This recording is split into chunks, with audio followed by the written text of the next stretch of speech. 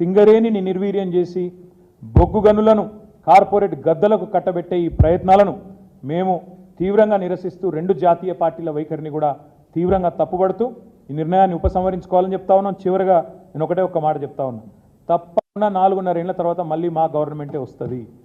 మరి ఈరోజు ఎవరైనా తొందరపడి ప్రైవేటు వాళ్ళు వచ్చి ఆ బొగ్గు గనుల వేలాల్లో పాల్గొంటే వాళ్ళకి నేను ఇప్పుడే చెప్తా ఉన్నా, మమ్మల్ని తర్వాత తప్పు పట్టకండి. మళ్ళా మా ప్రభుత్వం 2028లో వస్తుంది. వచ్చిన తర్వాత తప్పకుండా ఈ నిర్ణయాన్ని 100% అడ్డుకట్ట వేస్తాము. ఇప్పుడు ఎవరైతే రేపటి రోజున వేలంపాటలో పాల్గొనబోతా ఉన్నారో వాళ్ళు ఇది గమనించుకోవాలని చెప్పి కూడా నేను విజ్ఞప్తి చేస్తా ఉన్నాను. ఎందుకంటే మమ్మల్ని తర్వాత నిందించకండి, అయ్యో మాకు తెలియదు, అది 30 ఏళ్ళు మేము తవ్వుకునే గని, మీరు వచ్చి ఇట్లా చేస్తే ఎట్లా, అట్లా చేస్తే ఎట్లా అని ఎవరన్నా అంటే తప్పు మాది కాదు. మేము ప్రధాన ప్రతిపక్షంగా తెలంగాణ ప్రజల పక్షాన, సింగరేణి కార్మికుల పక్షాన, సింగరేణి ప్రయోజనాల దృష్ట్యా మేము ఈ నిర్ణయాన్ని వ్యతిరేకిస్తున్నాం. వేలంపాటను ఉపసంహరించుకోవాలని కేంద్ర ప్రభుత్వాన్ని కోరుతున్నాం. దానికి వంతపాడడం ఆపాలని చెప్పి రాష్ట్ర ప్రభుత్వాన్ని కోరుతా ఉన్నాం.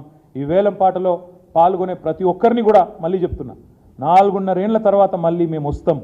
వచ్చిన తర్వాత ఈ నిర్ణయాన్ని తప్పకుండా 100% అడ్డుకట్ట వేస్తాం. అందులో ఎవరికి అనుమానం కూడా అవసరం లేదు. ఎందుకంటే మాకు రాష్ట్ర ప్రయోజనాలు ముఖ్యం, జాతి ప్రయోజనాలు ముఖ్యం. 100% అడ్డుకట్ట వేస్తామనే మాట కూడా చెబుతూ ఈ వేలంపాట నుంచి, ఈ నిర్ణయం నుంచి కేంద్ర రాష్ట్ర ప్రభుత్వాలు ఉపసంహరించుకొని తప్పకుండా సింగరేణికి న్యాయం చేయాలని చెప్పి కూడా, అలాంటి డైరెక్ట్గా చేయాలని చెప్పి కూడా కోరుతూ మీ అందరికీ కూడా ధన్యవాదాలు. హిట్ టీవీ యాప్ ని డౌన్లోడ్ చేసుకోండి. ఇందులో short news, live news, entertainment movies అన్ని అవైలబుల్ గా ఉన్నాయి. Please download hit TV app. Hit TV app ని ఫ్రీగా డౌన్లోడ్ చేసుకోండి.